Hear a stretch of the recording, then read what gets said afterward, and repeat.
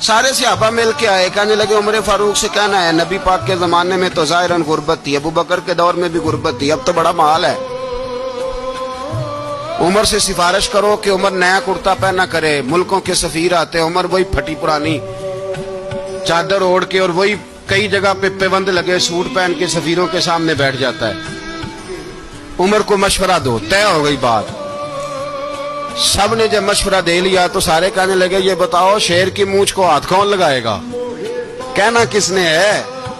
بندہ بھی تو ڈھونڈو نا۔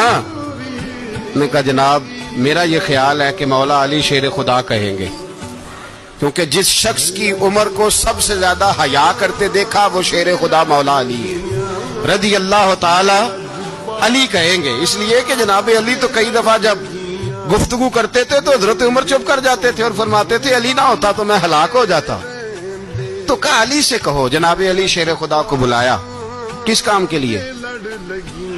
جی اللہ اکبر۔ یہ ذرا اپنے اس دور پہ اس بات کو ذرا لاکا جناب ان سے کہیں کہ زیادہ نہیں، ایک کرتا نیا پہن لے، سفیر آتے ہیں وزیر آتے ہیں تو ایک کرتا نیا پہن لے۔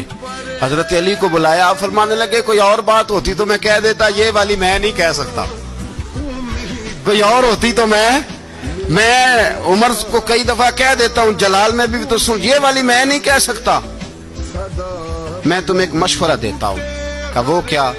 کہنے لگے سیدہ عائشہ صدیقہ سے کہو، وہ مومنوں کی ماں ہیں، عمر ٹالے گا نہیں۔ اماں جی سے جا کے کہا اماں جی نیا کرتا عمر سے کہیں پہن لیں، وزیر آتے ہیں بڑے بڑے لوگ تو چلو کوئی حرج نہیں۔ اماں جی نے کہا اچھا کوئی بات نہیں میں بلا لیتی ہوں۔ جناب عائشہ نے پیغام بھیجا، جب خادم نے کہا نا مصطفیٰ کے گھر سے پیغام آیا ہے تو 20 لوگ بیٹھے تھے، عمر کانپتے ہوئے اٹھے، کانپتے دوڑے۔ حضرت عائشہ پردے میں تھی تو فرماتی ہیں عمر اتحیات کی حالت میں بیٹھ گئے۔ کہا اماں جی دیر تو نہیں ہو گئی مجھے آنے میں؟ کہا نہیں ٹائم پہ آ گئے ہو۔ کس لیے بلایا تھا؟ کہا عمر دیکھو غربت کے معاملات اور ہوتے ہیں، جب اللہ آسانی دے تو کوئی چیز استعمال کرنا حرام نہیں ہوتی، اگر حرام ہے تو بتاؤ۔ کہا نہیں اماں جی حلال ہی ہے۔ تو فرمایا پھر اتنے سفیر آتے ہیں مشیر آتے ہیں، اب تو مال غنیمت بڑا آتا ہے، ڈھیر لگ جاتے ہیں مسجد میں، تو چل ایک نیا کرتا تم بھی پہن لیا کرو، اور آپ نیا کرتا پہنو گے تو دھاک بیٹھے گی غیروں پر۔ تو صحابہ کا مشورہ ہے کہ آپ نیا لباس پہنے۔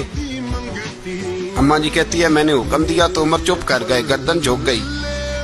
تھوڑی دیر کے بعد سیدنا عمر فاروق نے سر اٹھایا تو داڑھی پہ آنسو گر رہے تھے، رو پڑے، کہنے لگے پاک محبوب کی پاک بیوی جیسے حکم کرتی ہو میں حاضر ہوں، پر مجھے وہ والا لباس پہنانا جو میرے مصطفیٰ نے پسند فرمایا ہے۔